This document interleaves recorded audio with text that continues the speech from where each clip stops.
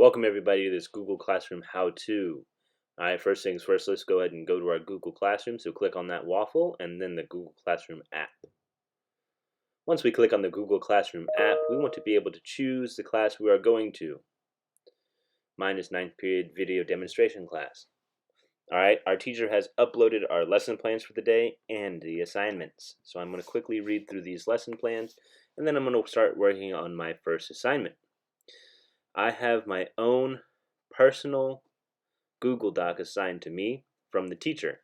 This makes it a lot easier and eliminates some of the confusion of trying to open up Word documents in Classroom.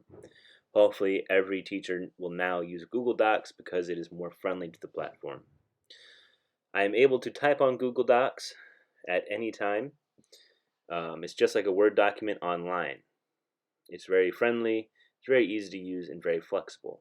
And the cool thing is it saves online, so I can exit out and go back in at any time. And all of my work is saved. So if I ever get tired or I want to get in to work at a later time, maybe I have lunch, maybe I had a snack, maybe I had a screen break, whatever the case may be, I can exit and go back in. And so now it is time to build a bridge to connect my awesome hook to my cool claim. Alright, so I can go in and come out as I please as long as I click on that same document. Okay.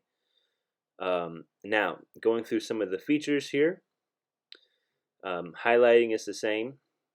You can change the font style and color. You can change the font size, although I highly recommend you do not for the sake of your teacher's sanity.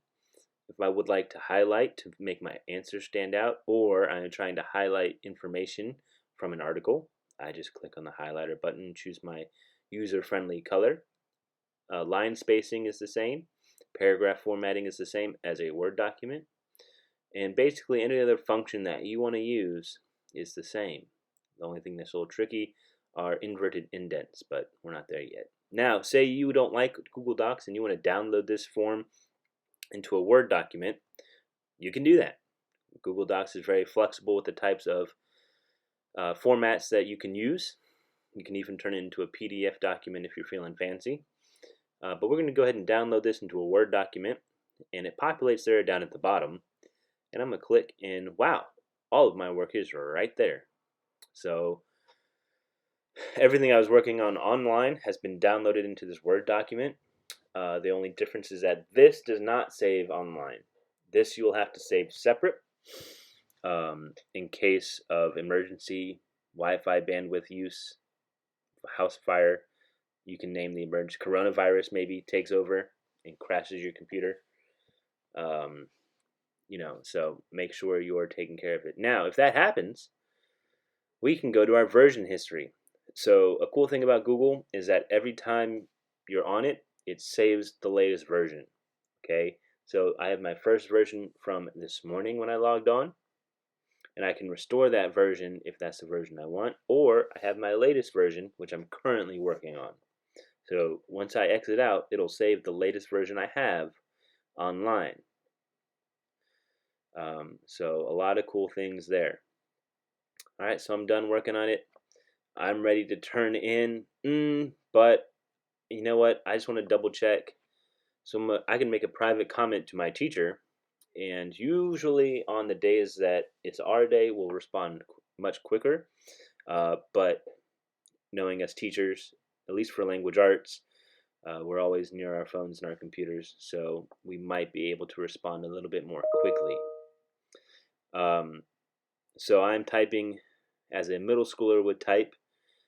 Mr. and Mr. Teacher, I have a question. Could you answer it for me? TUV much, right? Because you have to use text talk, otherwise you're not a real middle schooler.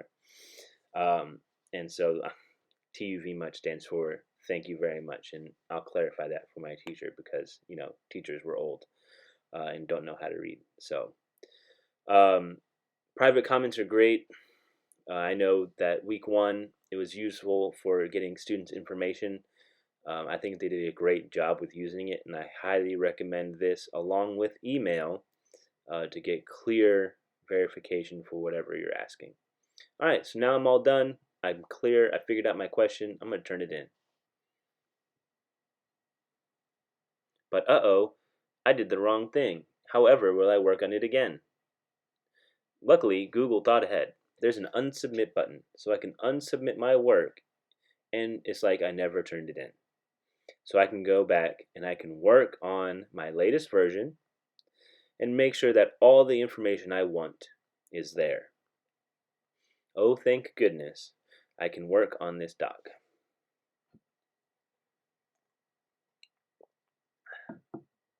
So you are able to unsubmit and go back and work on the information that way you get it right every time. So if a teacher gives you feedback and says, hey, this isn't exactly how it's supposed to be, or hey, you missed a part here, or let's look at this again, you can go back and you can unsubmit and work on it again. So there's no need to panic. You can do this at any time as long as you're in the class. So if there's an assignment from February you didn't like, unsubmit it.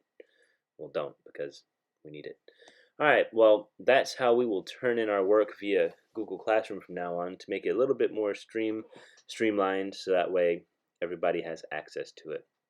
All right, so this is my body paragraphs. It's the exact same functions as my introduction, so I'm not going to worry about it. I am going to show some cool functions about Google Classroom that can help keep you organized.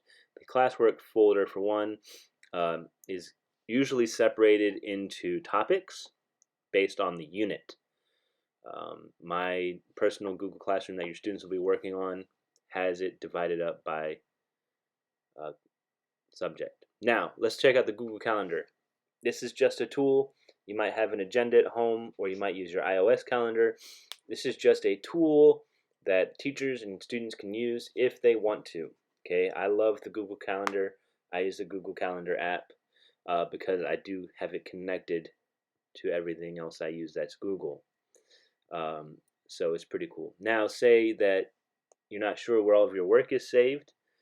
You have a class drive, so everything that you do in classroom is saved in a class drive. So you get 15 gigabytes of free storage for this class.